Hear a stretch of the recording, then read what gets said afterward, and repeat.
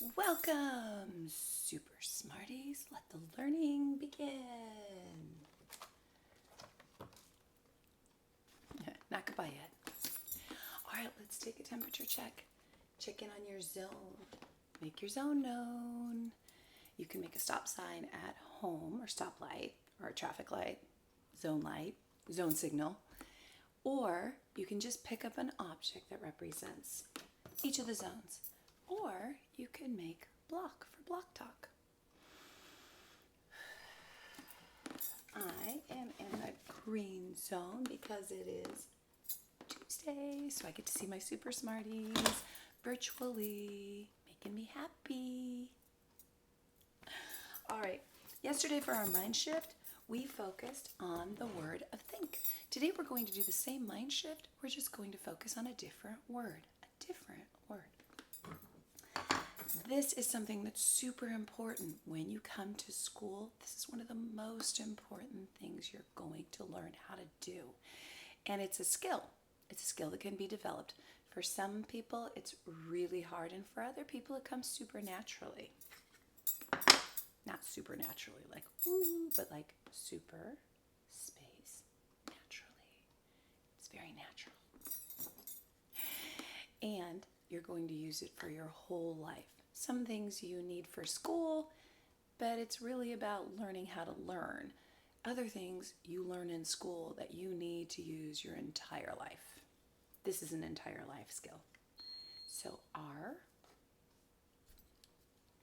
E, A, D. R-E-A-D.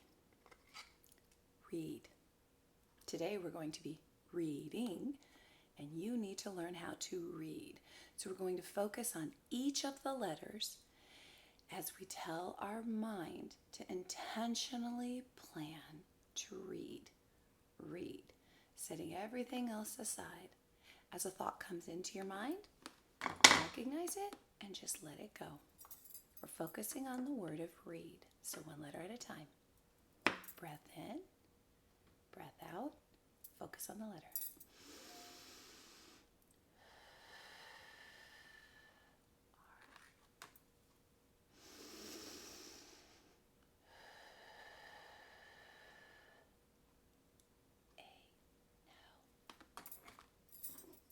I was so focused on the breath, I didn't get it. Let's try again.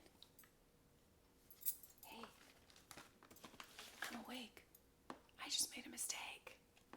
Let's try again. R.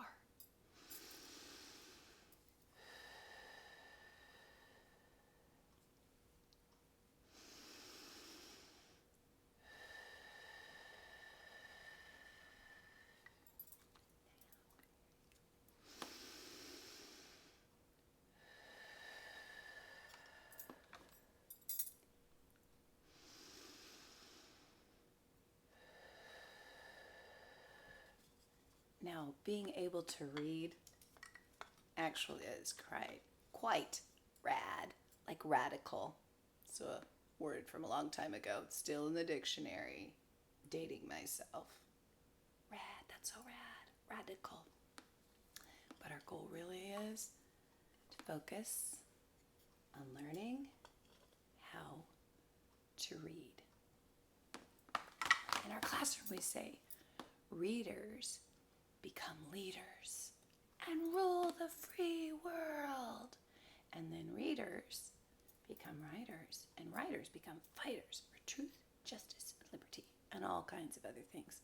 Because reading is just making sense of the symbols that have put it in order whose sounds make sense, with space between them. When they're a whole word, they bunch together like a family without social distancing. Just like now, you don't have to social distance from your family, but you do have to social distance from other families. So when we write, we put some social distancing between words so that our brain can differentiate between the letters that live together in one word and the letters that live together in another word. All right, so let's change up our calendar. Yesterday was the 11th. So one more than 11 is 12. And one digit higher than 1 is 2. So I put a 1 in the tens place, and I put a 2 in the ones place. 12, 5-12-20. I need a little face space. Chase the face space. I like it when it rhymes. Yesterday was, and we're going to transfer the information from yesterday up. And we've already eliminated what yesterday was. I already erased that it was Sunday because yesterday wasn't Sunday. So I made some space to move Monday up. And I can check my smart cards, my smart chart, my smart board, and my smart brain. But I most want it to live in my smart brain. Yesterday was Monday, capital M-O-N-D-A-Y, and then a period. Today is then not Monday. Today is the day after Monday in the cycle, the days of the week cycle. So it's Sunday, Monday, Tuesday. I heard you say it before I did. You were thinking it, I'm sure. That means you're getting it into automaticity. Fast as a snap, fast as a clap, fast as a blink. That's how fast that you can think. So let's transfer the information of Tuesday up and over and out of my brain. Capital T-U-E-S-D-A-Y, and then a period. So if today is Tuesday, then tomorrow can't be Tuesday. No days repeat one right after the other. They repeat the following week. So Sunday, followed by Monday, followed by Tuesday, and next comes the middle of the week. We're at the top of the week tomorrow. It's Wednesday. Capital W-E-D-N-E-S-D-A-Y.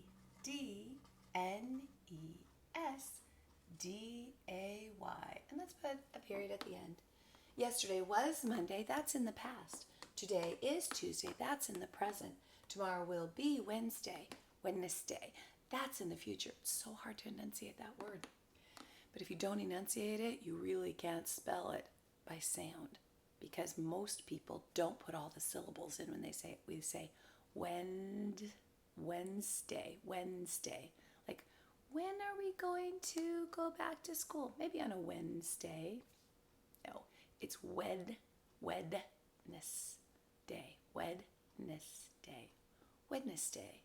It's hard to say that. I've been practicing since we've been doing this. I'm getting better at it, but I've been saying it wrong most of my whole life. Whew.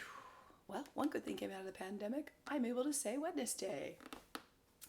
All right, so today is Tuesday, capital T-U-E-S-D-A-Y, comma, May 12th, 2020. All right, now, what we did yesterday with math is we made not with math, well, kind of was math. When we did our Nano-Lesson, we were focused on associations, things that go together and things we eliminate because they don't fit, remember?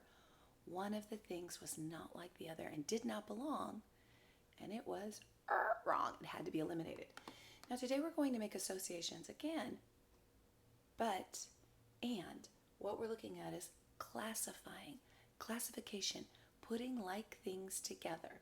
And what we're focused on this little schema strip are action words. So these are all words, and they're all showing things that we need to know and words that we can read. So it's real things with real words that we really need to read. But now we want to move aside the things that do not show action, motion, something that is a verb, moving, motion, doing. So some of the things are nouns, people, places, or things. And even though you see people, it's telling their action, not just that they are people. So let's read on. So here you see a boy, and he is taking a walk. Walk. To walk, is that action? Walk. Walk. It is action. So we're going to circle it. Bing, bing, bing. We're going to put a big hug around it. Using green, so we're using special colors. So you can either just write the word in your composition book after you've done the calendar, or you can try and draw the picture. Action words are really hard for me to draw because drawing does not come first nature to me. I have to work really hard at it. And so showing action sometimes is difficult. So if it's hard for you, it means you're learning. Just try your best. Once you label it, then we all can know what it is. That is why we have to learn how to read, because the pictures carry a message, and it's an important one, but the words carry the meaning. So even if I drew a person standing there and you said, he doesn't look like he's trying to walk, I could say, oh, no, read the word. The label says walk. So he is trying to walk. Therefore, you got the meaning because of the word. That's why words are so important. But the picture draws you in and gives your brain a good idea of what you think the word will be. So when we're learning how to read, we can look at the picture and use that as a clue to try and figure out what the word is. Because you would probably look at this and say, oh, that's a boy. He's happy. He's wearing shorts. He's smiling. And it looks like maybe he's kicking or moving or walking. So now I have kick, move, walk, smile, happy boy. And I've narrowed it down to 6 choices. So using those, I would say, let me look at the first letter of the word. It starts with a W. W, W, W. W says W. When I see it, I say W. I expect to hear W. So smile, no. Smile, no. Boy, B, no. Kick, no. Happy, no. Shorts, no. Walking, it could be that. So now I've narrowed it down to the possibility of what it could be based on what I saw in the picture and thought it might be. Get it? Great strategy. That's called critical thinking. It's super important. Super important. And a lot of people don't critically think. Some of those people become our leaders too. So you need to critically think so one day you will be our leader and make good choices for all of us. Good decisions, then we make our own choices, I guess. All right, let's look at the second one because I digressed. Coat. It looks kind of like a lab coat, like what a scientist would wear. Coat. Is a coat an action? Can you coat? Actually, you can. You can coat a car with paint. You can put a coat, that's a noun. But this, do you see the picture? It doesn't show anybody coating anything. You can coat your throat with medicine. Coat. No, this is a noun. It's just a thing. So, we're going to kiss this one goodbye. Goodbye. Let's look at this one. Now, this is a noun. This thing is called a slide. But do you see the children on it and the arrow? So slide is a thing, but it's also an action. These children are going down the slide and they are sliding because they like to slide on the slide. So do you see action here? You do. So even though the thing, the object, is a slide, these children also are going to slide on the slide. So let's hug it. Put a teacher hug. Here you see I know it's hard to tell what it is. I tried to do it in 3D. Did my best. Look at the word, that'll help. Box.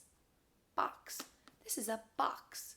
Now you can box, but do you see 2 people in a ring with the gloves on? No. So this is a noun. That's where it gets so tricky because some words have multiple meanings and they can be motion and movement and action, and they can also be things. Our language is so confusing. It's so important that you learn. Critical thinking, very essential. It's essential. We're going to kiss this one goodbye. Goodbye. Here you see a bunny, and he's in the grass. But do you see the little lines? That indicates motion. So what is the bunny doing? It looks like maybe he's jumping or hopping or running. Let's look at the word. Up. Bunny, grass, jump, hop, run. I narrowed it down to 5, and then when I look at the letters, the only one that started with was hopping. And since I only see 3 letters, it can't be hop-ing. There's no ing at the end. It's just hop. So is hop an action word? Ding, ding, ding. Yes, it is. So we're going to circle it, put a hug around it, wrap it in a little hug.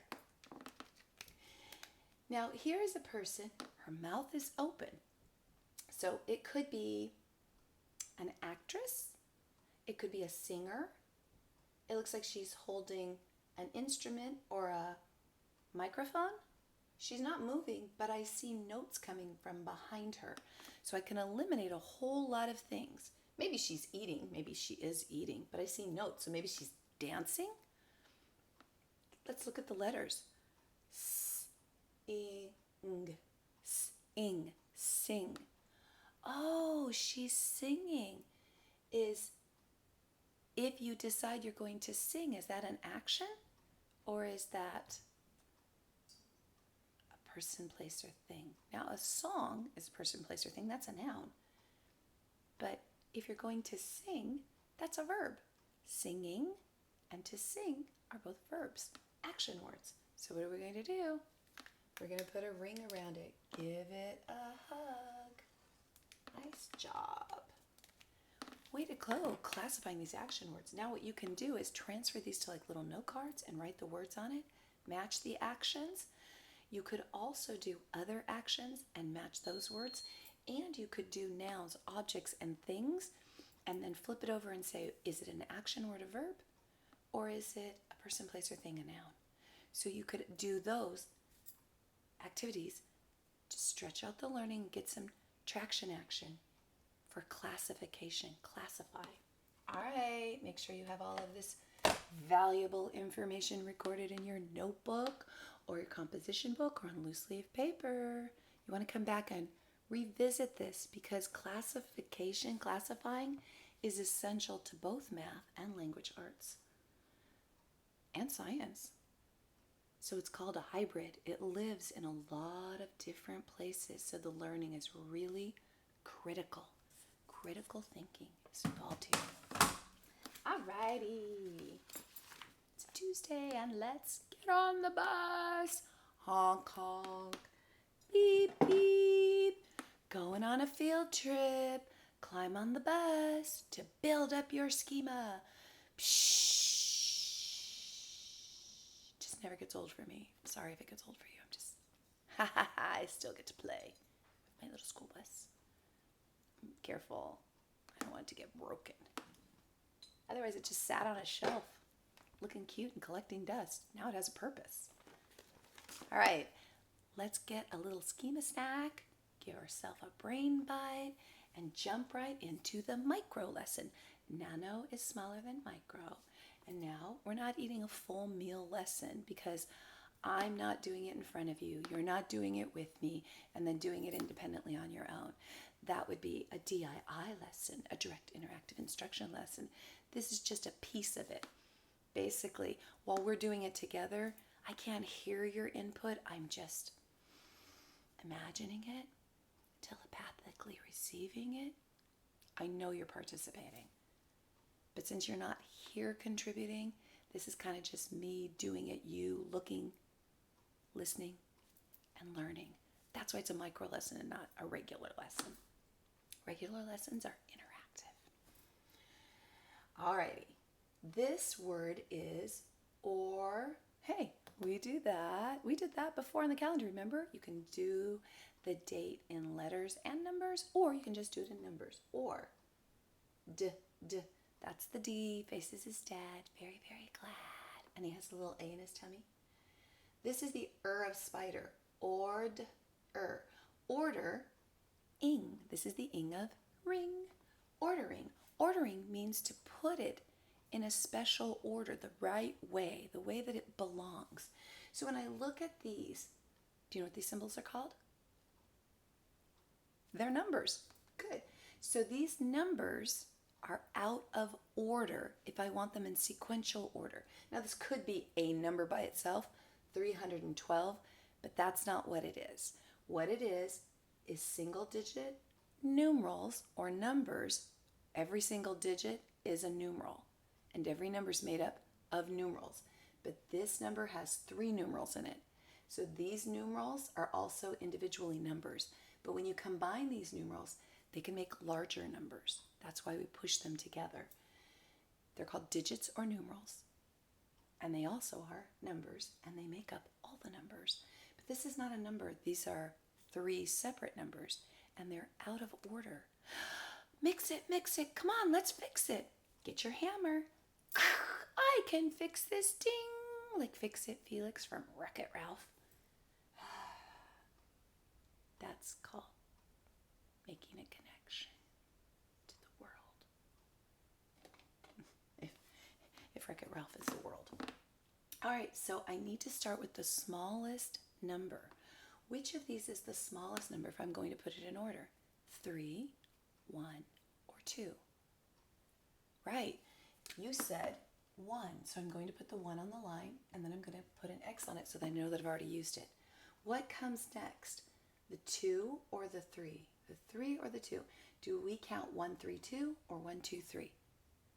Right, the 2 comes next. So I'm going to cross that out. That's a straight line down. That's a loop around to the right. At a left angle, come down. A line right across the bottom will do. It looks like part of a heart, and then a line across the bottom kind of holding it back so it doesn't fall over. Now we've used the 1 and we've used the 2. So process of elimination, what do we have left? We only have the 3.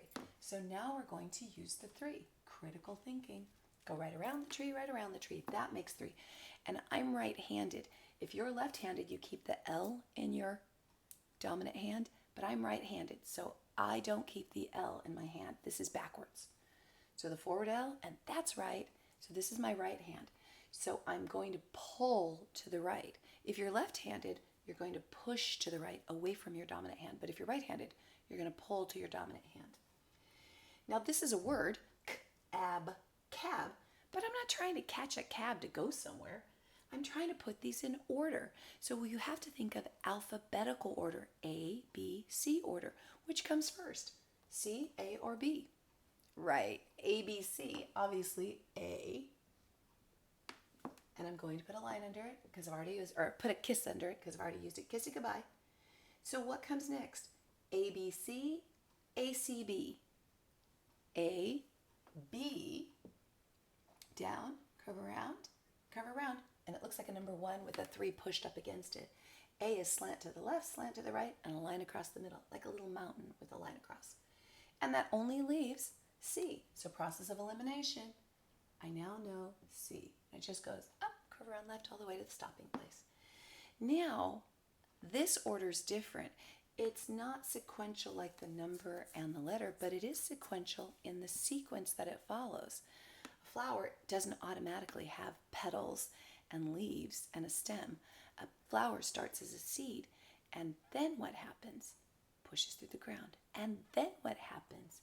It gets a stem. And then what happens? It has a leaf. I didn't see a seed and I didn't see a stem alone, so I do see a stem and a leaf. So this has to be the first in our sequence. It's not a bee. I guess I should put my leaf up a little more so that it doesn't look like a bee. There, that looks more like a stem and a leaf. Okay, then it might grow another leaf and it will start having a bloom or a bud. So here's my flower and it has a little bloom and then it's going, or a little bud, and then it's going to bloom. So here is my final flower down with all the parts. The other thing is from least to greatest. So which picture has the least amount of detail? This is the least amount of detail. This is the greatest amount of detail. So I could have done least amount of detail, greatest amount of detail, and then the one that has the in-between amount of details. Now we're going to take that same concept and we're going to transfer it again out of cycles, out of symbols, and down into something that's said. So this is writing. We're going to look for comprehension, and what we're looking for is sequential order. What happened first? This is 1. So that is the cardinal way to say it. The ordinal way is first. What happened first? In sign language, this is 2. What happened second, ordinal, and this is 3. What happened third? And the bottom one has a 4th component. So this has 3 pictures, so we need to find out what happened first, what happened second, what happened third. Now, if the pictures are in order, we'll number them 1, 2, 3. But if they're not in order, we're going to have to find the picture that shows what happened first and put a 1 on the line. At the bottom, there aren't lines, and there are 4 pictures. So we have to read the text and figure out what happened first, second, third, and fourth, and then put the numbers in the box. You can make these pictures at home on a piece of paper, cut them out, and then place them in order. You don't necessarily have to write the numbers. You can also, for traction action, write numbers on cards and then do the pictures and then put them in numeric order. You could write first, second, third, fourth, and you can come up with your own story, draw your own illustrations, cut them out, and match the story parts. That's what we see in books. When you have a book and it's telling a story, the pictures match the text, pictures match the text. Oftentimes when a writer and an illustrator storyboard, they draw pictures and then add the text. So they sketch what they think they want the story to be about, and then they go back and they add the words, and then they think about the details, they add details to the text, and then the illustrator adds the details to the picture. So that's called storyboarding, putting it in order. So let's storyboard. "Look at me jump," yells Anna. Then she jumps into the water. "That was a good jump, Anna," says Mom. So what happened first? Was Anna in the water, or was she jumping in the water, or was she talking to her mom? She was yelling to her mom, "Look at me jump." That happened first, so we have to find the picture that shows Anna calling to her mom, "Look at me jump." Now here you see Mom and Anna, and she's over the water. So she's saying to her mom, "Look at me jump"?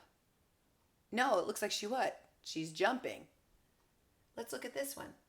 Here she's in the water, and I see a speech bubble by her mom. So now her mom is talking. So is she talking, or is her mom talking? She has on the swimsuit, and her mom has on summer clothes. So she's not talking, her mom is. So that can't be the first one.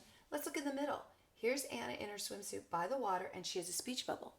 Could this be the one where she says, "Look at me jump"? Could she be yelling at her mom to look at her jump?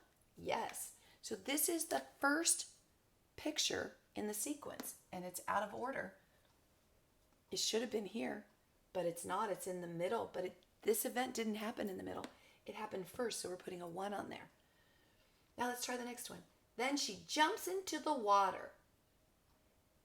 Is this picture showing her jumping into the water or already in the water? Right, it's already in the water. Is this picture showing her jumping into the water or already in the water? Yeah, she can't walk on water, so she's jumping. So this is number 2. "That was a good jump, Anna," says Mom. We've already eliminated these 2, so automatically what has to be the third one? The one that's in the first place has to be the third picture.